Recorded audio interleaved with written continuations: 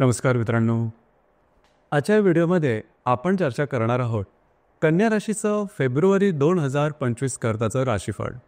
कन्या राशीकरता एक जी गोष्ट आहे ती अतिशय शुभफलदायी आहे. खास करून गेल्या 4-1 महिन्यापासून गुरु जो आपल्या भाग्यस्थानामध्ये भ्रमण करत होता आणि तो वक्री होता. मात्र फेब्रुवारीच्या 4 तारखेनंतर हा जो गुरु आहे हा गुरु मार्गस्थ होणार आहे आणि बऱ्याच प्रमाणात तुमच्यासाठी गोष्टी शुभफलदायी होणार आहेत. मात्र तुमच्या राशीचा नंबर 1चा अशुभ फलदायी ग्रह मंगळ जो की तुमच्या दशम स्थानामध्ये भ्रमण करतो आहे आणि तो संपूर्णपणे वक्री असणार आहे. तसं पाहिलं तर जवळजवळ 24-25 तारखेनंतर हा जो मंगळ आहे हा मार्गस्थ सुद्धा होणार आहे. हे दोन ग्रह आणि यांच्या व्यतिरिक्त बाकीचे जे ग्रह आहेत त्याचे प्रभाव पडणं तुमच्या जीवनावरती फेब्रुवारी महिन्यात कशा प्रकारचे असणार आहे सर्व संदर्भातली खुलासेवर चर्चा आपण या व्हिडिओमध्ये करणार आहोत. सुरुवातीला बघू की आपलं जे स्वास्थ्य आहे मानसिक किंवा शारीरिक हे नेमकं कशा प्रकारचं राहील. जसं की तुमच्या राशीचा जो स्वामी आहे बुध जो की तुमच्या पंचम स्थानामध्ये भ्रमण करतो आहे. 12 तारखेनंतर हा तुमच्या षष्ठ स्थानामध्ये भ्रमण करणार आहे. आणि राशीचा जो अष्टमेश आहे मंगळ जो की दशमात आहे मात्र वक्री आहे. खास करून या महिन्याच्या 15 तारखेनंतरचा जो कालावधी आहे त्यामध्ये थोडंसं तो मला स्वतःबद्दल काळजी घेणं गरजेचं राहील. आरोग्याच्या संदर्भातले काही त्रास डोकं वर करू शकतील. जर का तुम्ही आधीपासूनच कुठल्या व्याधीने ग्रसित असाल तर त्याचे काही लक्षणं तुम्हाला दिसू शकतील. थोडीफार जरी लक्षणे दिसेल तरी लगेच डॉक्टर इलाज करणं जास्त महत्त्वपूर्ण राहील. याचप्रमाणे या महिन्यामध्ये कुठल्याही प्रकारचे मोठे निर्णय खास करून जे तुमचं कार्यक्षेत्र आहे त्या संदर्भात घेऊ नका. तुमचे अंदाज चुकण्याची शक्यता जास्त प्रमाणात राहील. ही गोष्ट फार महत्त्वपूर्ण राहील. याचप्रमाणे तुमचा जो आर्थिक स्तर आहे त्या संदर्भात सांगायचं झालं तर आर्थिक बाबतीत तशी काय काळजी करू नका. फार काही मोठे प्रॉब्लेम कॉम्प्लिकेशन येणार नाही. नेहमीचं जे तुमचं आर्थिक आवक आहे त्याप्रमाणेच राहील. फक्त खर्चावरती नियंत्रण ठेवणं गरजेचं राहील. घरातल्या ज्या व्यक्ती असतील त्यांच्यावर वादविवादाचे प्रसंग निर्माण होतील. त्याचप्रमाणे घरामध्ये जर का कोणाला शारीरिक व्याधी वगैरे असतील त्या संदर्भात काळजी घेणं गरजेचं राहील. या संपूर्ण महिन्यामध्ये वास्तूच्या संदर्भातले कुठल्याही प्रकारचे महत्त्वपूर्ण निर्णय मात्र घेऊ नका. म्हणजे नवीन वास्तू घेणं असलेली वास्तू विकणं वास्तू म्हणजे रेनोव्हेट करणं किंवा अशा प्रकारचे निर्णय घेताना थोडीशी काळजी घेणं गरजेचं राहील. याचप्रमाणे जर का तुम्ही कोणाच्या रिलेशनशिपमध्ये असाल तिथे वादविवाद वगैरे होऊ शकतील आणि ते वादविवाद टोकाचे वगैरे सुद्धा होऊ शकतील. या संदर्भात काळजी घ्या. याचप्रमाणे ज्या गर्भवती महिला त्यांनी सुद्धा खास करून स्वतःच्या आरोग्याकडे लक्ष देणं गरजेचं राहील. मात्र तुमच्या भाग्यस्थानात भ्रमण करणारा जो गुरु आहे तो तुमच्या मदतीला धावून येणार आहे. तुमच्या भाग्यस्थानात राहणारा जो गुरु आहे भ्रमण करणारा जो गुरु आहे हा मार्गस्थ होतो आहे. त्याच्यामुळे जरी तुमचं लव्ह लाईफमध्ये जरी काय प्रॉब्लेम येत असतील किंवा ज्या गर्भवती मला त्यांना सुद्धा काय त्रास वगैरे असेल काळजी करू नका.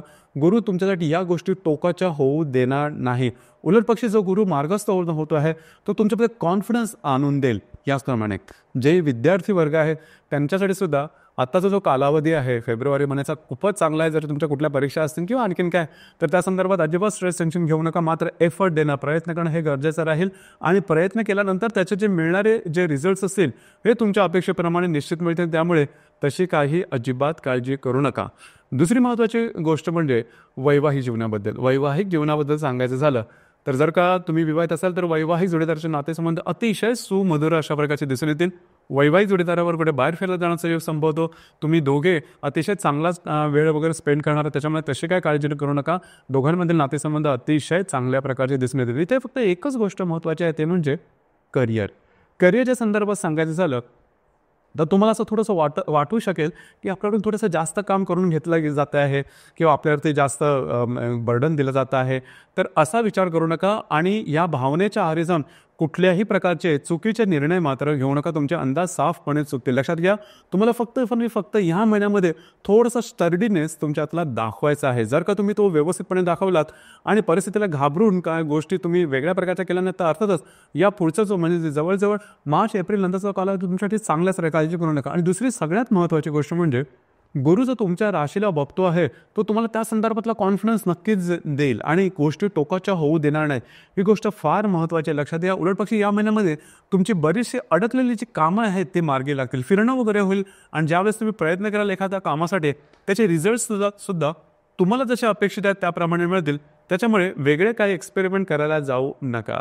दुसरी महत्त्वाची गोष्ट म्हणजे या महिन्याच्या 1 तारखेला शुक्र, नेपच्यून आणि राहू या तिघांची जी युती आहे तुमच्या सप्तम स्थानामध्ये होणार आहे. तर खास करून जर विवाहित असाल तर वैवाहिक जोडीदारावर या 1 तारखेच्या आसपासचे 1-2 दिवस आहेत त्या संदर्भात थोडी काळजी घ्या. मिसअंडरस्टँडिंग गैरसमज वगैरे होणं अशा प्रकारचे काय अनुभव येऊ शकतील किंवा त्यांच्या आरोग्याच्या संदर्भात सुद्धा काही त्रास समोर येऊ शकतील. या संदर्भात काळजी घ्या. याचप्रमाणे या महिन्याच्या 3 तारखेला गुरु आणि बुधाचा त्रिकोण योग होणार आहे. भाग्यात भ्रमण करणारा गुरु आणि पंचमात भ्रमण करणारा जो बुध आहे, दोघांचा त्रिकोण योग अतिशय शुभफलदायी असा असणार आहे.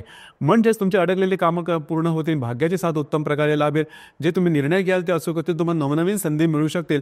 याचप्रमाणे देवळं किंवा तीर्थस्थानी वगैरे जाणं, धार्मिक स्थळी भेटीगाठी देणं, अशा प्रकारचे अनुभवसुद्धा तुम्हाला या महिन्यात निश्चित मिळतील आणि त्याचा फायदा तुम्हाला पुढे येणाऱ्या कालावधीमध्ये निश्चित जाणून येईल. तर एकंदरीतच सांगायचं झालं तर या महिन्यामध्ये अशा प्रकारच्या बऱ्याचशा काही गोष्टी धार्मिक आध्यात्मिक या संदर्भात तुमच्यासाठी त्या नक्की होतील. याचप्रमाणे या महिन्याच्या 9 तारखेला मंगळ आणि शनीचा त्रिकोण योग होणार आहे. मंगळ जो की तुमच्या दशमात भ्रमण करतो आणि शनी षष्ठेच तुमच्या षष्ठ स्थानामध्येच भ्रमण करतोय. दोघांचा त्रिकोण आहे तो जे तुमचं कार्यक्षेत्र असेल त्या संदर्भातल्या महत्त्वपूर्ण काही घटना घडामोडी नक्कीच घडतील की ज्या तुमच्यासाठी शुभफलदायी राहतील. तुम्ही तुमच्या कामाचा जो उरक आहे तो जाणकार राहील किंवा कामाची तुम्ही छाप पाडाल, याचप्रमाणे तुमचे वरिष्ठ किंवा सहकर्मी असतील त्यांच्याकडून तुम्हाला चांगल्या प्रकारची मदत मिळू शकेल. तर एकंदरीतच हा जो पर्टिक्युलर कालावधी त्यामध्ये सुद्धा तुम्हाला चांगल्या प्रकारचे अनुभव निश्चित मिळतील. याचप्रमाणे दिनांक 23 तारखेला मंगळ आणि बुधाचा त्रिकोण योग होणार आहे. मंगळ जो की दशमात भ्रमण करतोय, जो बुध षष्ठात भ्रमण करतोय, दोघांचा त्रिकोण योग तुमच्यासाठी शुभफलदायी असाच असणारा कागदोपत्री व्यवहार, कमिटमेंट प्रॉब्लेम्स खास करून तुमचं जे कार्यक्षेत्र असेल त्या संदर्भातले काही चांगले अनुभव तुम्हाला या दरम्यान निश्चित मिळतील. एकंदरीत या संपूर्ण महिन्यामध्ये फक्त 2-3 गोष्टी तुम्हाला सांभाळायच्या आहेत. एक गोष्ट म्हणजे तुमचं जे आरोग्य आहे त्याकडे थोडंसं लक्ष देणं गरजेचं आहे आणि तुमची जी स्पेंडिंग्स आहे, जे खर्च आहे त्याकडे थोडंसं लक्ष दिलं तर गोष्टी तुमच्या अपेक्षेप्रमाणे होतील. आणि करिअरच्या बाबतीत जे आपण थोडंफार बोललो तर त्या संदर्भात सुद्धा काळजी घेणं गरजेचं राहील. याचप्रमाणे या महिन्यातली जी अमावस्या पौर्णिमा आहे ती 12 तारखेला आहे आणि जी अमावस्या आहे ती 27 तारखेला आहे. पौर्णिमा आणि अमावस्याच्या दरम्यान रविचंद्राचं आकर्षण थोडंसं जास्त असतं आणि त्यावेळेस आपण थोडेसे जास्त इमोशनल होतो, भावनातीत होतो आणि भावनातीत होऊन घेतलेले निर्णय बऱ्याचदा चुकण्याची शक्यता असते. तर या संदर्भामध्ये या महिन्याच्या 12 आणि 27 तारखेला कुठल्याही प्रकारचे महत्त्वपूर्ण निर्णय अजिबात घेऊ नका किंवा महत्त्वाचं म्हणजे वादविवादात सुद्धा जाऊ नका. तर मित्रांनो, हे होतं कन्या राशीचं फेब्रुवारी 2025 करताचं संपूर्ण राशीफळ. धन्यवाद.